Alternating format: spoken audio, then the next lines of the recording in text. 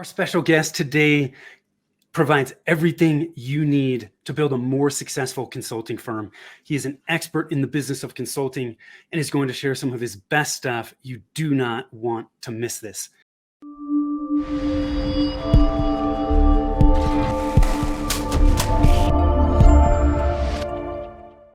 Hi, I am Tim Fitzpatrick with Rialto Marketing, where we believe you must remove your revenue roadblocks if you want to accelerate revenue growth. Thank you so much for taking the time to tune in. I am super excited to have with me David A. Fields from David A. Fields Consulting Group. David, welcome, and thanks for taking the time. Thank you, Tim. Thank you for inviting me, and it's exciting to be here with you and to talk with you and all your listeners and watchers. Yes, I can't wait to dig into some of these questions. Some of them are a little counterintuitive to what most people think, which I think always gets people thinking in a different direction, which is never a bad thing. But before we do that, I want to ask you some rapid fire questions to help us get to know you. You ready to rock? Okay, you shoot. Okay. I'll rapid answer as best I can. Okay, cool. When you're not working, how do you like to spend your time? I like to spend my time, like most people, with their family. So my kids, they are grown, but I still like to spend time with them. So that's a good thing. Yeah, they're the teenage years. I would have had a different answer. Oh yeah. but now they're adults. So, what's your hidden talent? What's my hidden talent? Probably most folks wouldn't know that I sing, and I sing not just in the shower. Okay, so. Yeah, you sing well. I sing well. Okay. Yes, I sing well. You're not going to see me on The Voice or anything like that, but on stage in front of certain audiences, you might. Cool. What's the best piece of advice you've ever been given? Ooh, that's a good one. Best piece of advice I've ever been given is, can I give you two answers? Absolutely. Okay. One answer is the relationship is more important than being right. That's a good one. And the second, not completely unrelated, is give people a chance to put on their armor before you shoot them. Okay. I've never heard that one. What's one thing about you that surprises people other than the fact that you sing?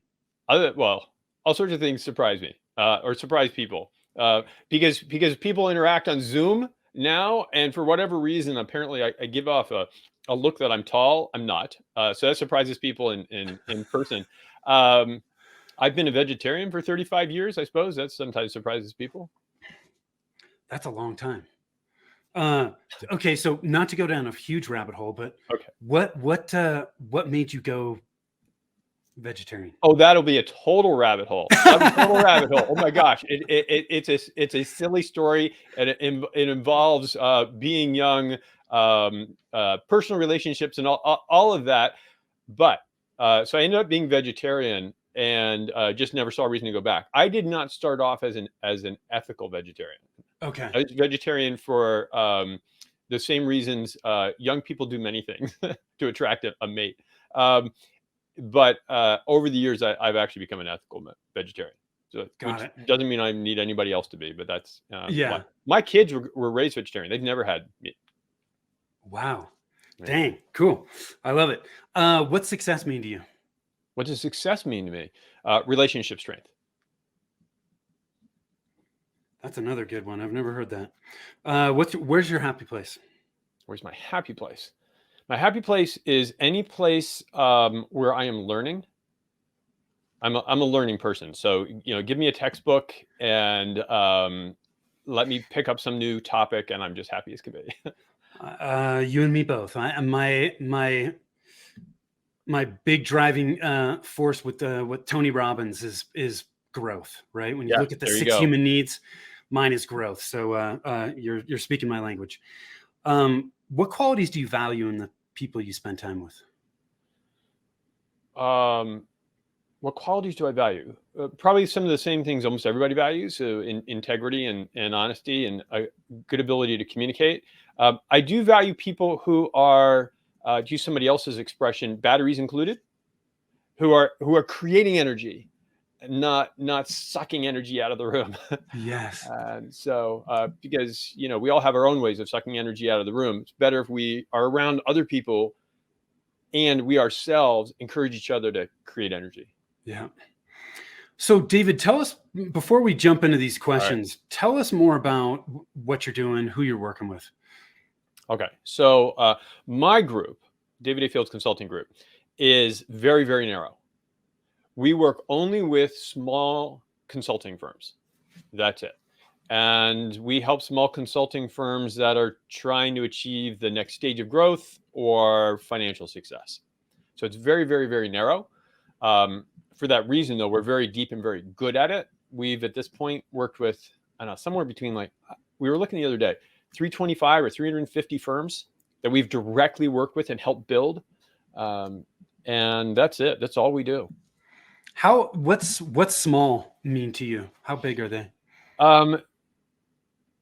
So we'll define small as almost anything below 100 million. We have a couple clients larger, but really what it means, the core tends to be firms that are 2 million trying to get to 5 million, 5 million trying to get to 10 million, Yeah. 10 trying to get to 25. We work with even smaller than that. While we have programs for startups. We don't have one-on-one with startups. We do work with folks that are on their own 6 figures. Yeah. So small can be very, very small, and goes up to probably 25 million. Once it gets past 50 million, we do work for folks, but it's a little less interesting. No offense meant to any listener who's running a $100 million firm. No, thank you for sharing that. So I was surprised to read that you say consultants shouldn't differentiate. Sure.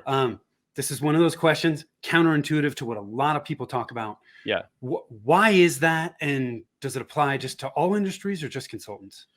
Definitely does not apply to all industries. Okay. So by training, before I fell into this is sort of my third lifetime. I'm actually a blue chip consumer products marketer. So like classically trained marketing person, where differentiation is the holy grail. I was actually this goes back a century or so, but Advertising Age magazine has a marketing 100 every year. I was in marketing 100 back when I was in consumer products.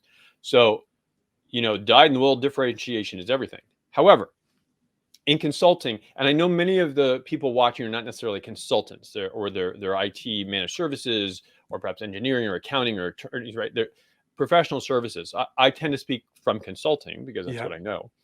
I think this will apply to almost all professional services. The way it's bought in customers' perceptions is quite different from consumer products. When you go to a store shelf and you're looking for toothpaste, you know that every box on the shelf will deliver on the basic promises. It's going to prevent cavities. It's going to freshen your breath. The basics are there. Right. And therefore, a toothpaste marketer has to find differentiation, find new ways, better ways to get you to buy their brand.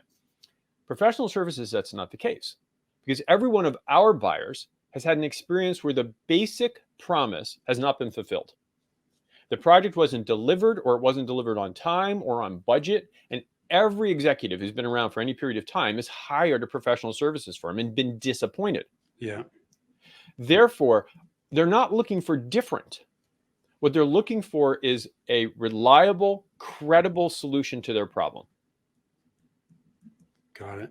So, can you differentiate by showing you are more reliable and you are more credible, that you have an approach that they can believe in? Yeah. But should you try to be new, look, we're different and cutting edge? Generally, no, because that's not what our buyers are looking for. Does that make sense? Yes. Yeah, it makes sense. So if I hear what you're saying correctly, they're not looking for different. They're looking for somebody that they can trust to do what they say they're going to do. Absolutely. It is a trust-based business. Yeah. We say there are 6 pillars of consulting success: know, like, trust, need, want, value. Okay. Know, like, trust, need, want, and value. Of those, the one that actually gets you selected, by far the most important pillar, is trust. And we have all sorts of data and evidence, anecdotes, but also hard data that shows that is the case. You must have all 6 pillars in place in order to win business. If any pillar is not in place, you won't win it. But trust is what gets you selected over someone else. Got it. I love it. So You say that becoming the obvious choice for customers boils down to the single word, discovery. Yes. Let's dig into that. Okay.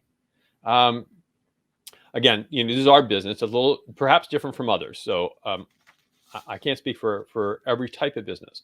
What I will tell you is that when you understand your prospect better than any other provider, perhaps better than they understand themselves, Yeah. it becomes easy to offer them a solution that makes you obvious. And it's because you understand them so deeply. That's why winning an engagement is not about what you propose. Winning engagement is about how well you understand your prospect. And it doesn't mean you have to make every solution bespoke.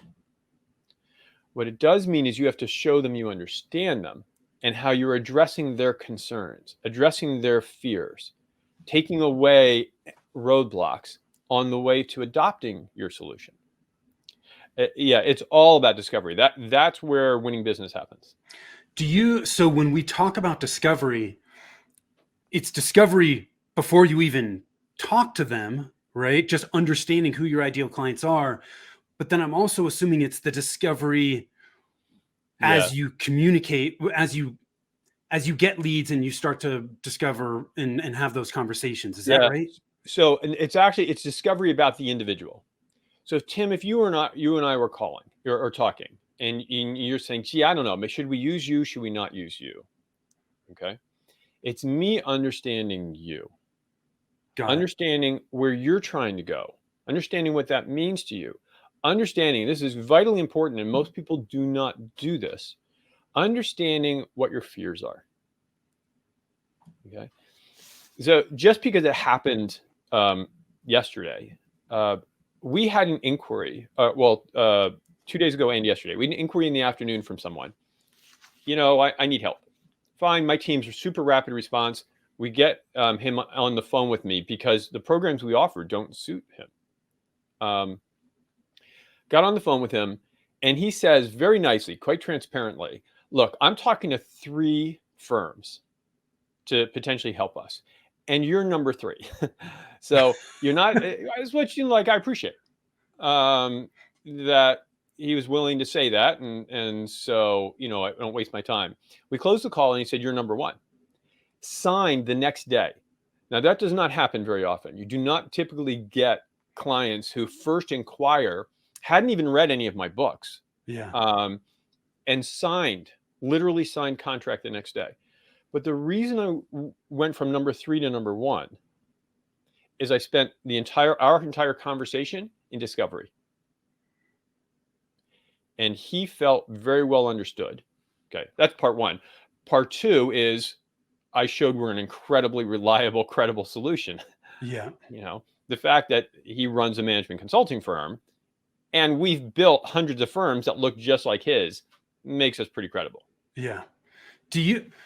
So discovery, a lot of consultants offer a free discovery call or a free strategy call. In that is where they need to be focusing on discovering the right elements. Yes. Yes. And those calls are often, so we don't offer free discovery calls. I'll Okay. I offer was a going to ask you conversation that. no, we don't do that. We don't consult for free. I will offer some advice for free. If someone wants to get on the phone and talk for a few minutes Yeah. and they feel like a few minutes of conversation is all they need to solve their problem, like they're not going to pay big dollars anyway. So I'm happy to help. Yeah. We don't do a strategy session. I'll put in air quotes because a lot of these are thinly veiled sales calls. Yes. No, I don't believe that's the best way to sell our kinds of services. Yeah. However, getting on the phone or in a conversation like you and I are having, and not doing a thinly veiled sales call, but truly discovering what are your needs, where are you trying to go, and then you might say at the end, "Look, we might have a way to help. We might not have a way to help." I mean, but you can't presume up front that you have a way to help. Yeah. So When I got on the call yesterday at 5 in the evening, from what I knew, from what my team had gathered, I scanned down. We didn't have a way to help. Okay, because we didn't have a program that would fit, and we're kind of full. But I listened, and said, you know what, here's an idea. Here's what we could do. But completely based on what he was telling me. That Yeah. it's our number one rule is consulting is not about you. Consulting is about them, Yeah. your prospects, your clients. When you make it about you, your offerings, your stock, you're done. But if you listen and make it about them, then you win business. Yeah. So you listened to what he had to say and proposed a solution that was exactly grounded in that conversation. Yes. Was not the solution he came in thinking he wanted, Yes. but that's different. Yeah. It was a solution that once he saw it, he realized he needed. Got it. I love that. So you don't recommend free discovery calls. So if you don't, how does that start? There's some type of conversation they're not paying for, right? Well, And then it I goes, do recommend free discovery. What I don't okay, recommend is the strategy sessions yeah, that are advertised as I'm going to give you lots of advice, but what yeah, they really are is thinly veiled sales calls. got it. Okay? To me, first of all, that's disingenuous. Yeah, If you're in a selling situation, you can say you're in a selling situation. You can say, let's have a call. We call it a context discussion. I'm going to yeah, discover about you. And based on that, if it makes sense, I'll give you a proposal. yeah, Okay. As opposed to saying, well, you get this free strategy session and, and then you go in and you're actually trying to set them up they got don't it. actually get strategy. All they get is, oh, well, you need my help. Yeah, got it. So Separately, you're, Tim, if yeah, someone says, look, I can't use you, or I'm not in a position to use you, but I was hoping you could just answer a question for me. Okay. I'm happy to answer a question. Now, yeah, if you say, yeah, but here's another question, and here's my third, here's my fourth, and 2 weeks later, here's my fifth, like, people pay for this. yeah, So now it's time to sign on. yeah, got it. Yeah, so I get the distinction you're making here. It's, hey, I can offer a free discovery call, but it's not positioned as something where you're going to get a ton of free advice. It's, let's Right. discover whether we're a good fit to help you. Yeah. Because during a discovery call, I don't talk about what we do. Yeah, Or very, very, very little. It's all just, tell me about you. yeah, And it's structured, but it's all about you. yeah, got it. I love it. So what are there 1-2 mistakes you see your clients consistently making when they're trying to win new customers? Well, not after they've worked with us, of course. No, yeah, But, not after they've worked with you, but before. so, yeah, I mean, people make all sorts of mistakes. I mean, there's an enormous range of mistakes, most of which I have made. Also, by the way, people will often try to sell. Yet, I don't think we're in a selling business. Consulting, at least, is not sold. Consulting Yeah. is bought, because people will hire a consultant, or most professional services firms, when they have a problem that needs to be resolved. They have a symptom that needs to be alleviated, or they have an aspiration that they need help achieving. So if they have a problem and you can help solve that problem, you can win business. But you can't create client problems. I mean, at least you're not supposed to create client Yeah. problems. Yeah. So I don't think it's sold. So people who try to sell, that's the first mistake, and they make it about themselves. The common mistake I see among very, very kind of new folks, especially, and almost, very common for folks who are sub 2 million, is trying to broaden their market in order to win more. Defining their customer target. Well, we do this and this and this and this. Yeah. For these people, those people, and the other people. Look, we help lumbermen and opera singers, and what do you do? We help you. Yes. Right? Yes. That's a big common error. Yeah. Got it. I love that. I see that all the time as well. Right. Oh yeah, And no doubt. especially when you're thinking about, man, if you're sub 2 million and you're a consultant, you don't need that many customers to have a pretty thriving business. So there's no need to go broad. Exactly. We tell people, we run a program and there'll be 20 people in the room. And I'll frequently say, consulting, I actually haven't looked this number up in a little bit, but so I'll fudge a little bit. Consulting, in professional services is about $1.5 trillion a year just in the US, which is enough for all of us in the room and probably at least like 2 or 3 other people who couldn't Yeah. get in. Yeah. Yeah. Right? Yeah. Yeah. There's enough out there. You don't have to be super broad. Yeah. So, with those companies that are sub 2 million, right? That maybe they're Yeah. just starting out. Yeah. What's the best thing they can do to quickly generate revenue? So for like someone who's just starting out or someone Yeah. who already has a little traction, because those are Someone a who's little different. just starting out. Okay. Let's go there first. Someone who's just starting out. Well, the thing you have to do, and this is true for everyone, is you have to be in touch with your network, right? You have to talk to the people who could potentially buy from you, not to sell to them, just to be in contact with them and let them know what you're doing Yeah. and get introductions to other people. So you have to be in conversation. However, if you're just starting out, I would borrow business, meaning I would subcontract. I would go to a staffing platform, pick your favorite, Catalant, BTG, Umbrex, Graphite, 10X, TopTal. Right, the list goes on and on and on. Yeah. And not that it's easy to win work on those, but put yourself in a position to at least bid on work, start learning what works, find other people who are doing what you do, and do that. I would also, like, if you're completely stuck, I would take pro bono business, not from clients who should pay, but from nonprofits that you value, your local civic organization or religious institution or whatever, because then you will be working, and work begets work. Yeah. Then you're talking to a prospect and you're able to say, you know what, that's interesting because it's on this other project I'm doing, there's some real similarities. And you're talking from a point of knowledge, of strength, of confidence. And it goes back to that very first thing we were talking about. What are the people looking for? They're looking for a credible, reliable solution. And because you can say, this other project I'm working on, like, oh, working on another project, must be someone else at least believes in you. Yeah. That means maybe I can believe in you. Got it. That's where I'd start. Yeah. I love that. Thank you for that. I'm not sure why this popped into my head, but it did.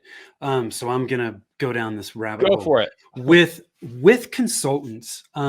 You see some consultants that are they're doing very one-off projects. Yes, very bespoke. Super custom, and then others where it's very narrow, right? They have set packages. This is specifically what I do. What are your thoughts on that? Do you think one is better than the other, or what do you think? One is better. No, I don't think one is better than the other. I think they lend themselves to different types of markets, different types of firm owners. Yeah. So usually you can't productize completely until you're sort of approaching that 2 million range. Usually, not. I mean, you can, but if you're consulting, Yeah. now you can offer products. There's a bazillion products and offers that are, for small business, small businesses, and people create businesses. But in terms of consulting, it takes a little while to learn what is my consistent offering. What are my core offerings? What can I make repeatable? Yeah. And then, maybe it's around 750 grand, $1 million. You hopefully are getting to the point where you have that established, up to about $2 million, where now you have it established and other people can run those. Yeah. And then we can really take off, right? Then, going from 2 to 5 is really fun. There are about 5 paths to get to 2 million. And some include having more productized, more standardized offerings, and some are more bespoke. So I'm somewhat agnostic on that. Okay.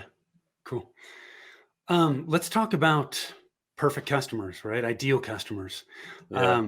A lot of people talk about, describing your perfect customer. Yeah. You actually recommend against that. Let's dig into that. That's a marketing thing. That's Yeah. People love that, and it's a really fun navel gazing exercise. I think it's, said really bluntly, I think it's a waste of time. And here's why. You could describe your perfect customer as the VP of marketing at a Fortune 500 company. Congratulations, you've now described your perfect customer. Will that get the person to pick up the phone when you call? No. So it's a waste. Right. The number one attribute of your perfect customer, Tim, my perfect customer, and everybody who's listening, your number one attribute is you can get into conversation with them. And in fact, that is so strongly the number one attribute that it then everything else falls out of that. For people who are new or relatively young in their business, that means your number one customer, your number one attribute, your perfect customer are the people you probably already know. So rather than defining some hypothetical ideal that you may or may not be able to get into conversation with, just talk to the people you know and find out what their needs are. Yeah. And your customer will emerge.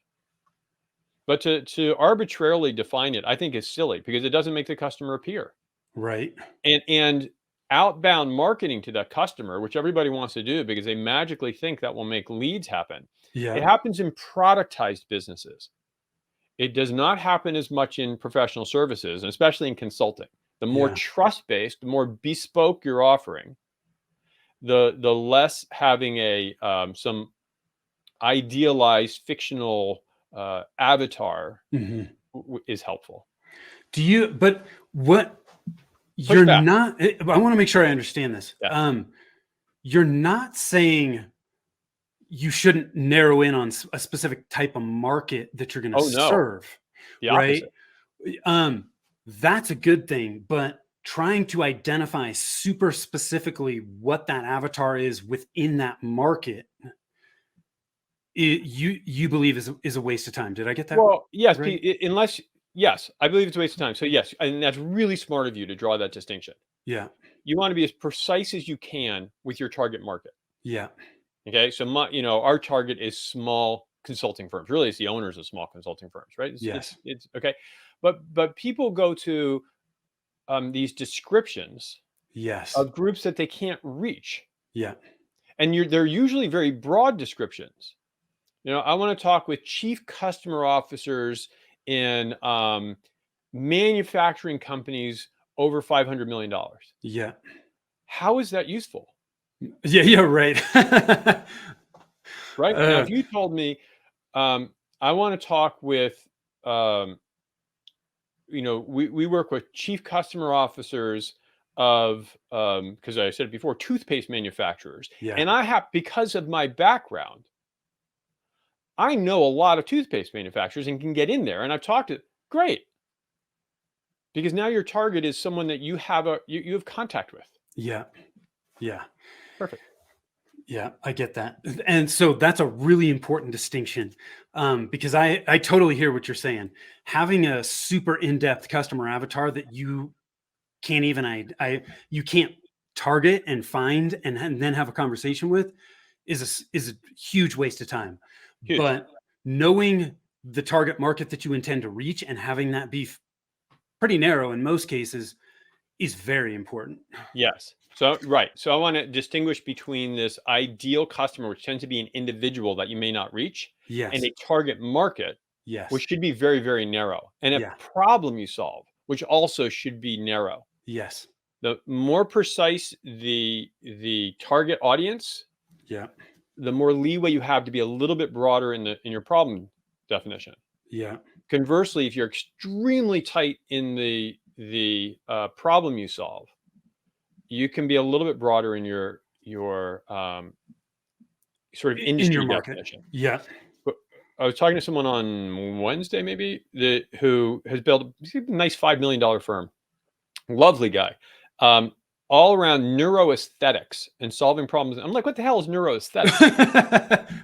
Right? It is so precise. Yeah, super narrow. It is, but that anyone in any industry who's thinking about neuroaesthetics, now who thinks about it, I have no idea.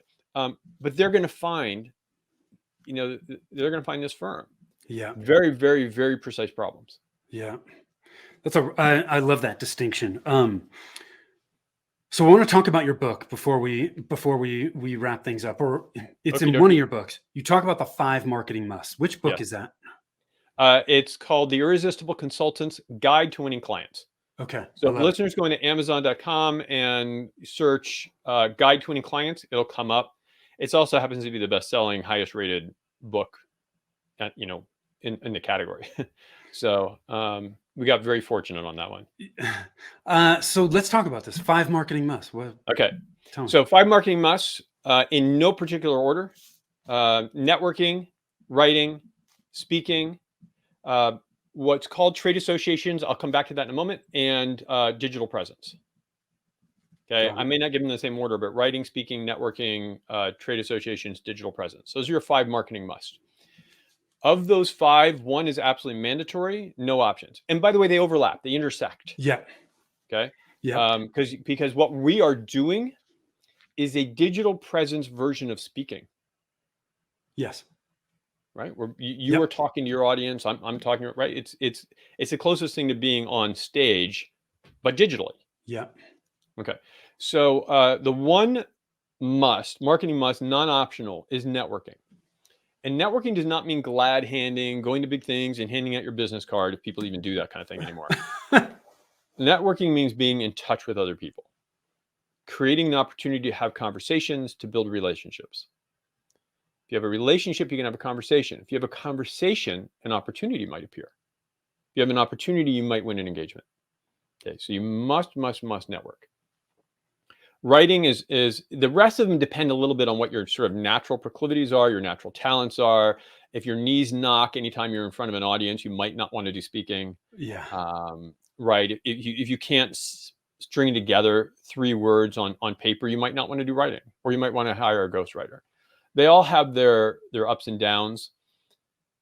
When I wrote the book, one of the 5 marketing musts was trade associations. And all of these are there because we've seen this work, right? It's not just made up. It's because we have clients that made each one of these work. If I were rewriting the book today, I would retitle that partnerships, because trade associations are one really, really good example, very, very good example of partners. And the reason it's a great example, and the reason they work, is if you are targeting the toothpaste industry, and there's a toothpaste industry association, because there's an industry association for everything. everything. Yeah. They have your tribe. You can speak to that tribe. You can write for them. You can do everything and borrow that tribe. So that's it. It just happens to be a really good example of the broader theme of finding partners whose tribes you can borrow. Yeah. But those are the 5 marketing musts. Any combination of networking and at least one other will get you started. Yeah. Yeah. Well, and I see a lot of people from a marketing standpoint feeling like, gosh, there's so many different marketing channels today, feeling like they have to be everywhere. And you don't need very many marketing channels to build a very successful business. Yeah, that, and again, at the core for our kind of business Yeah. is networking, is one-on-one conversation. The outbound has proven over and over to be unsuccessful. So the folks who are marketing to you, and hopefully I'm not stepping on your toes No, not at right all. now, but like No. folks who are saying to your audience, I'll give you, let's do this outbound crazy email campaign or LinkedIn campaign, or we'll give you 100 leads and funnels. The businesses that succeed with that are businesses that sell that. Yeah. Yeah. Right? It's like I don't know if you remember. This is dating myself. There was a book called The Secret that was a big, it was like Yes. this rage for Yeah. a while. And I always contended The Secret was writing the book The Secret, because that's the person who made money from The Secret. Right. Right? Was Yeah. the author. The people who make money from online sales programs, for example, are people who sell online sales programs. Yeah. And it's not that they're all bad. It's just for our kind of business, which is a trust-based business, I haven't seen it work. So a lot of that you can let go by until you're a little bit bigger, Yeah. and then start experimenting. And there are ways to create a little bit of traction, and just be in touch with people. David, this has been a fantastic conversation. You've shared a ton of value. Any last minute thoughts, words of wisdom you want to leave us with today? Oh my gosh. Well, so I actually love this. So I will talk about this business all day long. Any last word of wisdom? To me, the simplest concept that turns out to be hardest to put into practice is what we call right side up thinking. The business is not about you, it's about them. Constantly make it about them. It's very, very hard to do in practice. But if you can, the better you can do that, the more successful you're going to be. Yeah, I love that. It's talk about that all the time. Our customers, they really don't care about us. They care about what we can help them accomplish, right? Right. Care about themselves. Yeah. Absolutely right. Was this Where, helpful? yeah, it was fantastic, man. You and I share a lot of the same thoughts, I guess I should say. So I love this. You've shared a ton of value.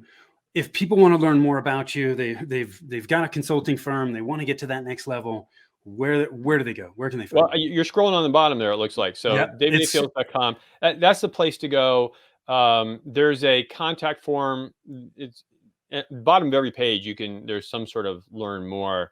Our team is super responsive, super responsive. So if people have a question, they should just reach out. awesome. I love it. So head on over to David A. Fields. He obviously knows what the hell he's talking about. Thank you so much. It was great to connect with you. Those of you that are watching, listening, I appreciate you as well. We covered a lot of ground today on all kinds of things, but a lot of it was centered around lead gen, target market, they are both revenue roadblocks that we help people remove. If you want to find out which roadblocks are in your way, head on over to revenueroadblockscorecard.com. You can always connect with us as well over at rialtomarketing.com. David, thanks again. Thanks for those that are watching and listening. Till next time, take care.